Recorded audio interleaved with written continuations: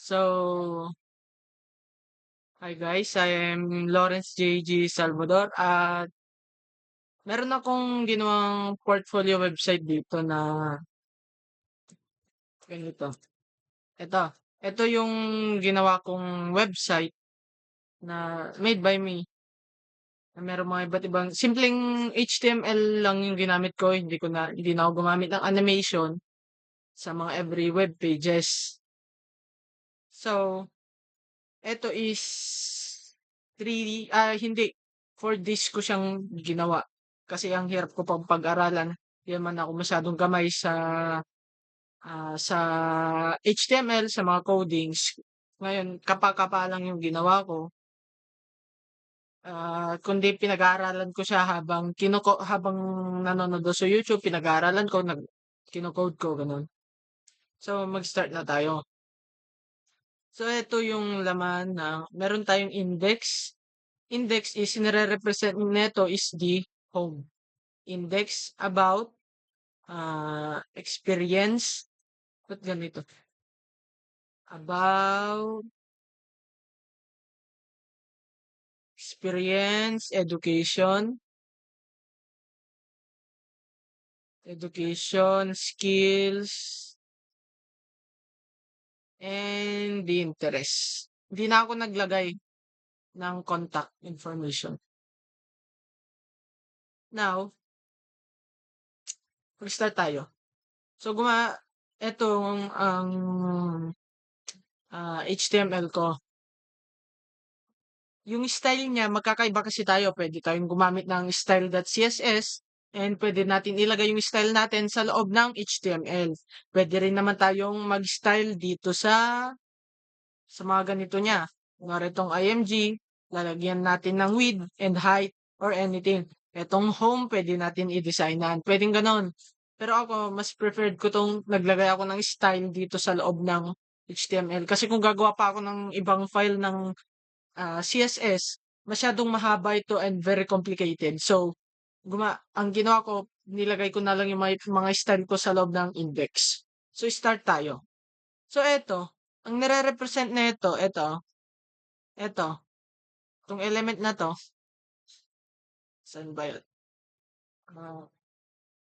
Itong element na to, yan, ang nire-represent niyan is global reset. Ito yung, i-remove niya yung margin padding from all the elements at magse-set siya ng default from font. Ito, nag-set ako ng default margin 0, padding 0. Font family, ibig sabihin ito yung design niya. Kung anong design siya, sans serif yung pinili ko. And then, box sizing is the box border. Next is the header. Header, ito yon. Ito yung header ko. Ito, header. Yan, header. Header ko tong lahat. Ito, buong page to. And the container, ito naman yung contain ng loob ng page, ng web page na ginawa ko. So, gumamit ako ng navigation para dito sa navigation na to. Home, about, experience, education, skills, and the interest. Then, naglagay ako ng image logo. Ito yung image logo. Bali, magkasama sila yan sa isang navigation. Nailink ko siya sa my image. Then, under list naman para may ayos ko. Tapos list item. And, nag-link ako sa mga ibang HTML. Experience, education, and sports. Nag-link ako nilagay ko yung mga HTML ko dito para mailink siya, para ma-navigate ka agad kung ano ba yon. So, yung index ko, nire-represent nito is home, yung about.html lang nire-represent nito is the personal information. Yung experience naman, ito yung experience.html, and so on. Next, naglagay ako ng div class home. Nire-represent naman nito is this, ito yung nire-represent niya. Ito nga yung Lawrence Salvador. This is my official website to show all the details and information about me. Enjoy your visit. So, ito, nag-span ako. So, ano ba ang purpose ng span? Ang purpose ng span ay para magkaiba yung design sa nilagay kong text dito sa each one. Dito. Para magkaiba ang design ng IM at Lawrence Salvador. Then next is paragraph. Nilagay ko yung paragraph ko and emphasize. So, ano ba yung uses ng emphasize? Emphasize is mag-italic yung word niya. Mag-italic lahat. Yung in-emphasize ko. Pero pwede mo naman siya ilagay yung italic na ganito lang. I. I. Yan, italic. I. I. Basta, I siya na ganyan. I. So, nag-italic pa rin siya, oh. Look, nag-italic siya, pa rin siya. Balik natin. Pares lang siya na emphasize at italic. Next naman is the icons. Ito yung icons niya. Uy, ba't pumunta dito? Ito yung icons niya. Ito. Icons, ito yung Facebook, Instagram, YouTube, and GitHub. So, saan ko ba kinuha yung icons na yon? Ba't dito pumunta? Ito yung icons na yon. Ba't meron to? Sorry po, nagtanong lang ako kasi. Ito yun, ano ba kasing icon to? Nung link na ito na naman. Ito siya, cloud, ano ba kasi nito? Font awesome. Font awesome pala yung pinagkuhanan ko ng icon na yon. Ito yun, no? Where are you? Ito. Ito yung font awesome na kinuha ko, kundi pinapilink tag ko lang siya. Tapos, pinost ko dito. Ito na to. Ito na yung link na yon. Kahit anong search mo dyan, dito, i-declare mo na lang. Kunwari Facebook, Instagram, YouTube, GitHub, mag-appear dito. Next naman, nilagyan ko siya ng image. So, ano bang purpose na itong image? Itong image na to, ito yon. Ito yon, ito yon. Itong image na yon. Then next is the footer. Footer is, ito yung pinakababa niya. Pinaka-foot, in the word foot. Ang contain na itong foot na to is the copyright. Designed by Lawrence Salvador. Yung mga ibang design ko dito is galing sa YouTube. Kasi hindi ko pa naman masyadong gamay neto pero gumawa pa rin ako ng sarili kong design naman. Next, let's go. Dito muna tayo pala sa may home. Nakikita niyo yan? Nag-automatic type. So, ang purpose nito is the hover. Ito yon. Design niya to. Yung keyframes typing, so mag-start siya sa 0 hanggang 100. Then, ngayon, finlex ko siya, tapos yung overflow is hidden, yung white space is now wrapped. So, animation, ginamitan ko siya ng animation na typing. Typing, ibig sabihin, nag-automatic typing na siya. So, every 4 seconds, 4 second step, tapos 40, ibig sabihin yung bilis ng typing niya. Tapos infinite. So, ibig sabihin ng infinite is paulit-ulit. Walang katapusan na typings. Tapos blank caret. Ito na yon. Ito yung blank caret niya. O pala, di ako naglagay na. Blank caret. Next is the typing. Typing naman naka-seconds naman siya config. Yun yung purpose na itong keyframes. Ginamitan ko siya ng keyframes para mag-typing siya. Next naman ito, hover ng itong picture, kita niyo gumagalaw. Ang purpose niyan is, kaya siya na ganun, ginamitan ko siya ng hover. Ito, hover. Hover to the left, 45%. Magle-left daw siya ng 45%. Then, ginamitan ko siya ng transform, translate X to negative 50%. Then, transition, bottom 1, pataas. At 1 second. 1 second lang every ma-touch ko. Every ma-touch ng blank caret. Ito. Itong mouse ko. Next, let's go to the about. Yan o, meron pang hover pa pala dito. May hover din yung navigation ko. Pinamitan ko rin siya ng hover. Ito yung hover niya. Transition is in out and transform to 0.3 seconds each out. Nilagyan ko na rin siya ng border color. Ito yung border color niya. Yan, kita niyo yung pa-box na yan na nag-glow. Border color niya yan. Tapos nilagyan ko siya ng shadow. Ayan yung shadow niya. Oh. Yan, maliit lang yan. I-zoom natin para makita niyo. Ayan o. Nakikita niyo yung parang mga ilaw-ilaw niya dyan or shadow. Shadow yung tawag dyan. Now, let's go to the about HTML. Ito yung about ko. Ito naman yung karga niya. So, kung ginamitan ko siya ng di ko kasi alam kung paano gamitin, yung naka-automatically na lang siya nandito na lang sa profile yun. Oops. Dito siya sa profile. Kapag pinindot mo yung about, nandito na lang yung profile. Hindi ko kasi kayang gawin. Kaya ang ginawa ko, sineperate files ko na lang siya. May separate files na naman tayo ng profile,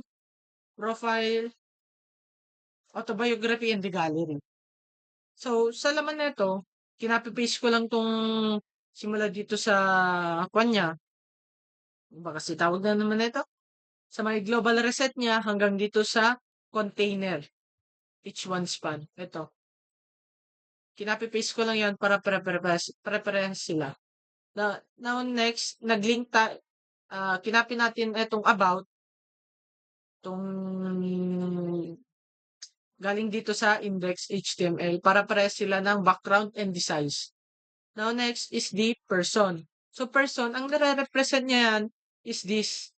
Ito yung person yung nare-represent niya. Nangyari dito. Oh,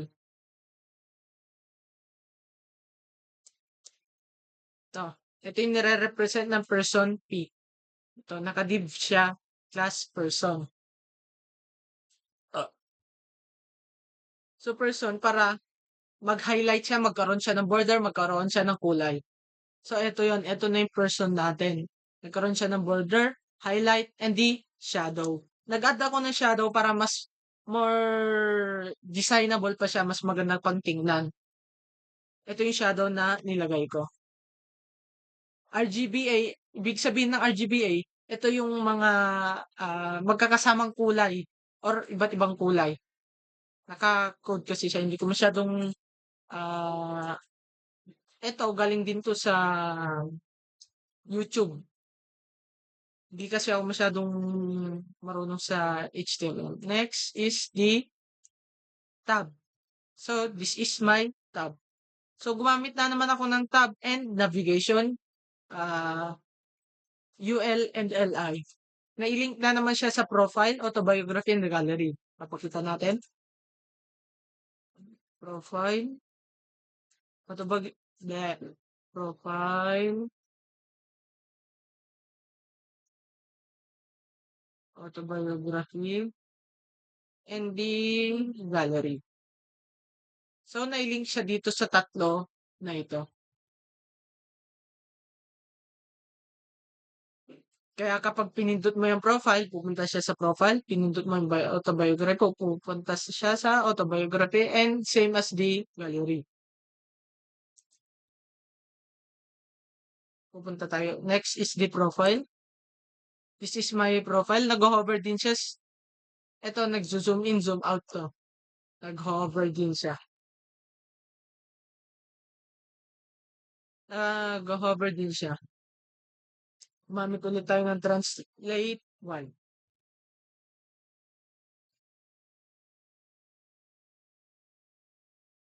So, itong prof, ito, nire-represent niya neto, itong mga to, prof, IMG hover, and the paragraph.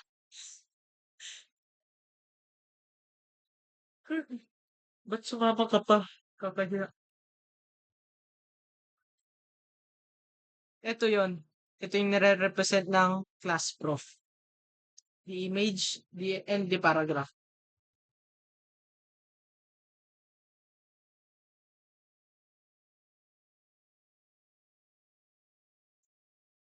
Itong mga style lang nito, galing po to sa pinakaunang style na ginawa natin.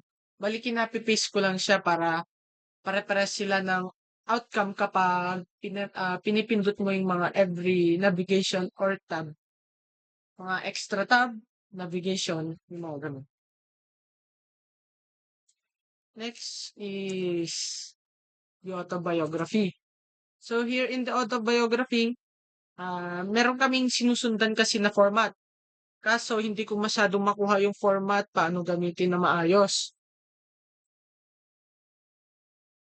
So ito, sinuggest lang ng kaklase ko na ilagay ko yung style sa loob ng HTML kasi pwede naman daw. Next is, ito. Itong auto. Ito yung auto natin. Yung di pinangalanan ko ng auto with image. Gumamit ako ng break line para magkakahiwalay sila. Masyado pang mahaba.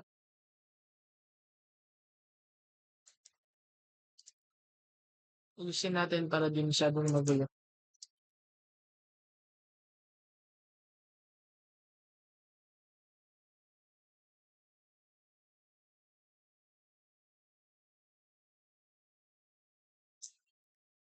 Masyadong magulo.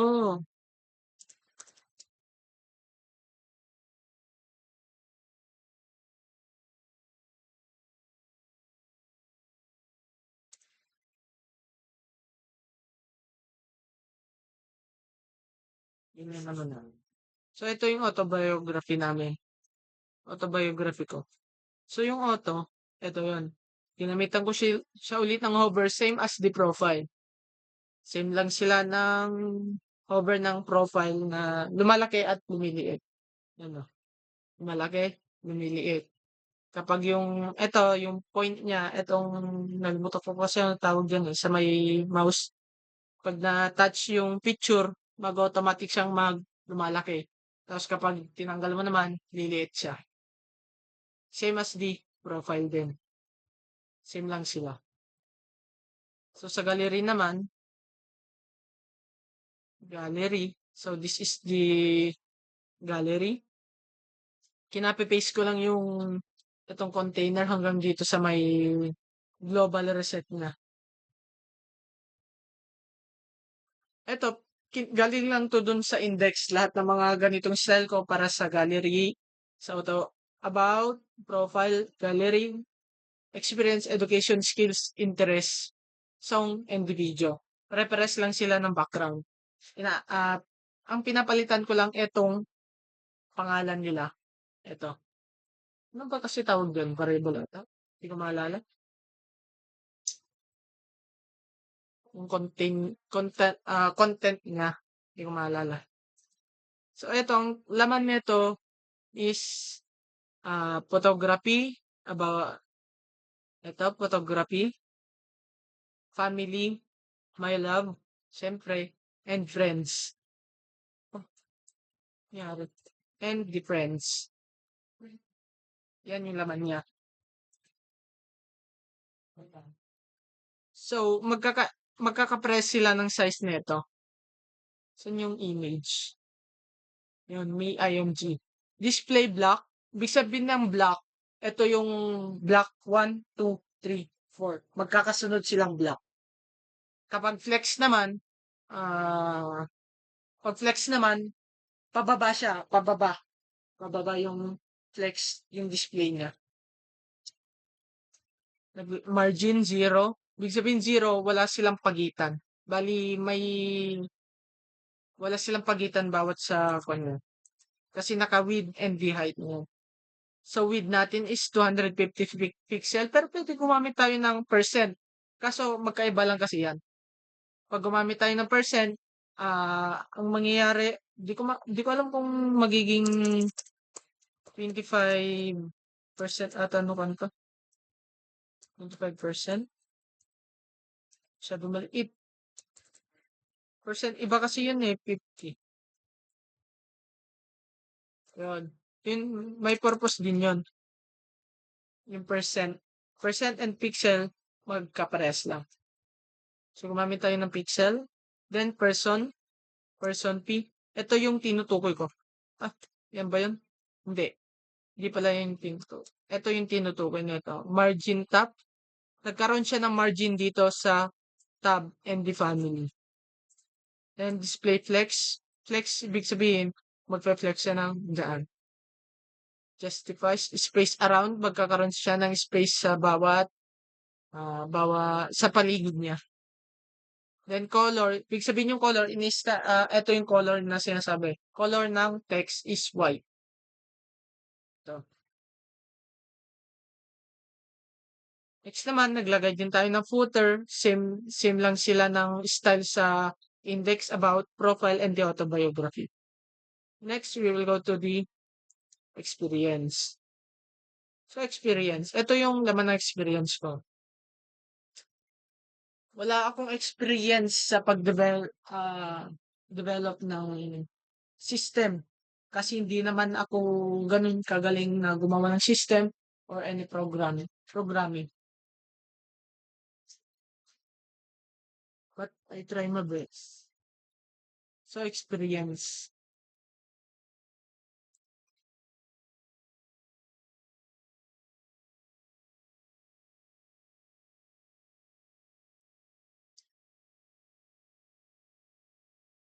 So, experience, dito nilagay ko yung grid. Ang instance nitong grid is ito. Ito. Ang laman nito is farm and the potato. First is the farm. Save lang sila, inayos ko lang dito, pares na. Dapat nga ito, pwede ko pa siya pagsamahin sa isa lang, sa grid. Pero hindi ko na ginawa. Para hindi siya complicated kasi kapag pinagsama ko yan, magiging complicated siya dahil magkaiba naman yung karga nito. Next is the education. Dito lang tayo gumamit ng link netong Font Awesome kasi meron tayong icons na iba doon. Next is the education. Tulad ng kanina, kinapi-paste ko lang itong container to global reset. Same as the education, pinalitan ko lang yung pangalan niya ng education. And grid, display deflects and justify content space between. Gap between gap sa kanilang dalawa. Dito sa gitna yan, gap. Gap is 20%, margin top. Ibig sabihin margin top dito yung nasa taas na ito. Margin top nito, dito, margin top nila dito sa experience.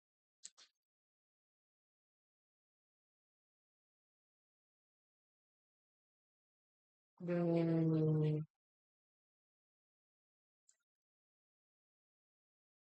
ba't di siya nag-declare? Walang, tanggalin dapat natin to, wala na to. Wala, hindi ko kasi mahanap yung mga picture ko. Kaya tanggalin na natin.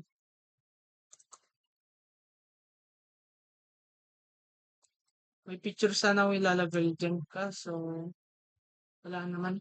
Wala akong mahanapan ng picture. Next is the skills. Skills.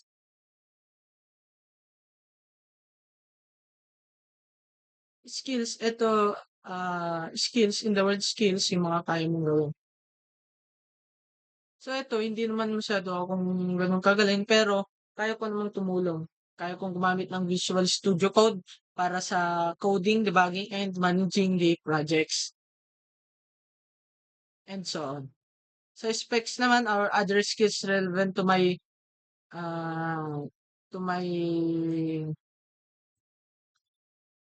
profession, gumagamit ako ng HTML and CSS. Proficient to create styling web pages. Tapos kaya ko rin team collaboration. The word team collaboration is effective communicator and team player capable of working collaboration environments.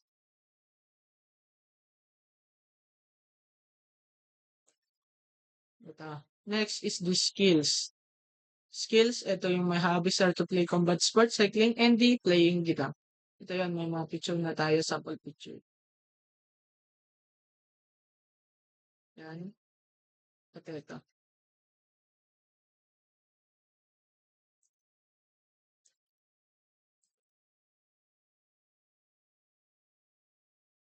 Ito, interest. Sa interest pala to.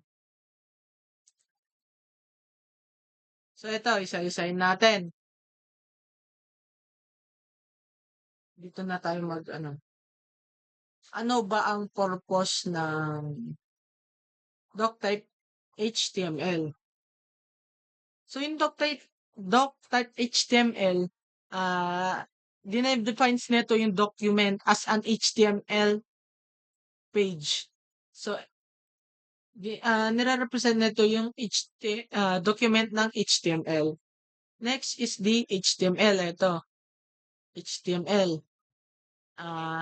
Isa itong element wraps para sa entire column at nilagyan ko to ng language. Ito, represent nito is language. Yan, language in English. Next is the head, pinaka-head, nakaulo. Head section. Ito kasi mag-automatic na lang to lalabas eh. Ito, wait lang. Tanggalin natin to. Mag-automatic na lang maglalabas ang doctype.html kapag ginamit mo yung shift 1, then enter.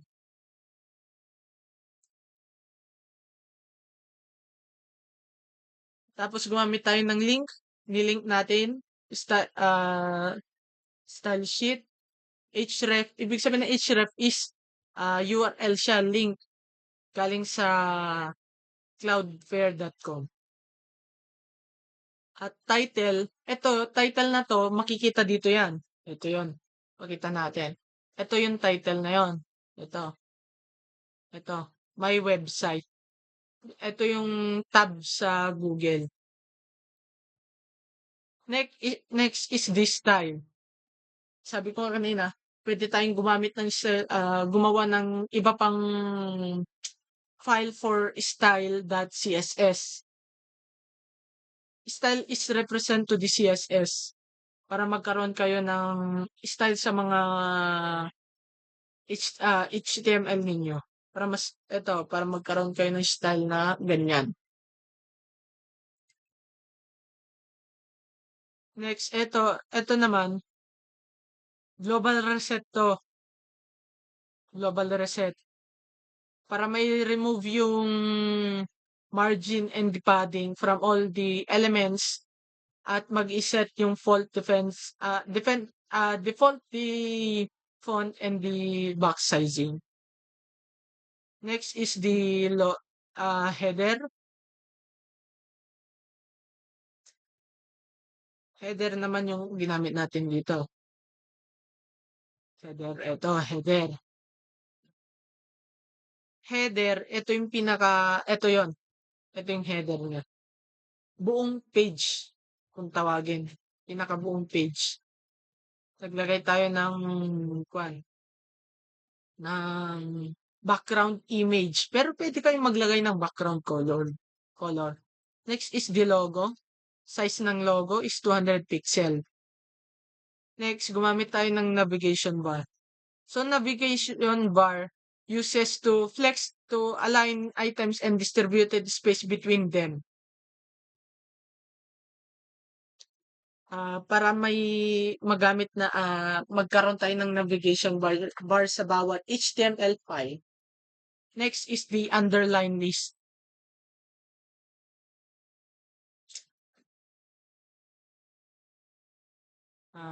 Underline list item, and the A. A is, ito yun o. Ito yung tinutukoy ko. Ito yun. Navigation, image, underline list item, and the A. A is a hypertext anchor. Anchor, Anchor. Para mai-link siya sa mga HTML file natin. Next is the paragraph. Paragraph element naman, nire-represent niya is the paragraph, in the word paragraph. Next, i-emphasize. Emphasize naman stress emphasize of its content. Emphasize at italic ay parehas ito. Emphasize, ibig sabihin, pinaka-importanting word. Gaganyan siya, emphasize siya. Parehas din sila ng italic.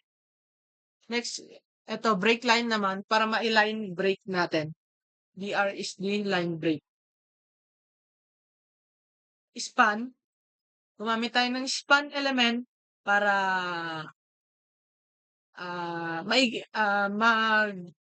magkaiba ang style nila sa mga ibang elements ng HTML. Gumamit tayo ng span para may separate sila ng style. Heading 1 or H1, this is the section heading. Magkakaiba yan. H1, H2, H3, H4, H5, H1 to H6. The higher the number, the lower the value. Ibig sabihin, kung mataas yung number mo, mas maliit yung text na mangyayari. Kung H1, magiging heading 1, ganito kalaki. Kung H2, papalit yan. Papalit ng papaliit. H2, lumiliit. H3, H4, H5, H6. Papalit ng papalit yan. Next is the icons. Ito. Div class is equals to icons. Pinangalanan natin siya ng icons.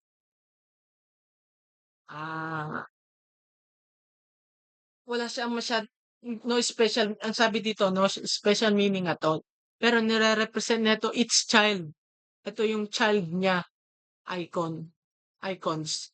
Next is A for the attributes, anchor. And the href for href attributes. Then, FA brands. Ito yung pangalan. Ito yun, no? Saan yung icons ko? Yun, icons. Next is the Facebook, Instagram, YouTube. Ito, isa-search ninyo lang. Tanggalin ko yan, yung Facebook. Tignan ninyo sa mawawala. Nawala, di ba? Nawala yung Facebook. Ngayon, ilalagay ko ulit. Facebook. Uy, saan na ako? Ilalagay ko ulit yung Facebook. Ayun, nagpakita ulit. FA, ibig sabihin is font awesome yun. Galing dun sa font awesome. F is font and the A is awesome. Charot. Gawa ko lang yun. Next is the image. Yung image, ito yun, no? Yan yung image. Nilagyan ko na rin siya ng hover. So, this is my magkakaibang kwan sila.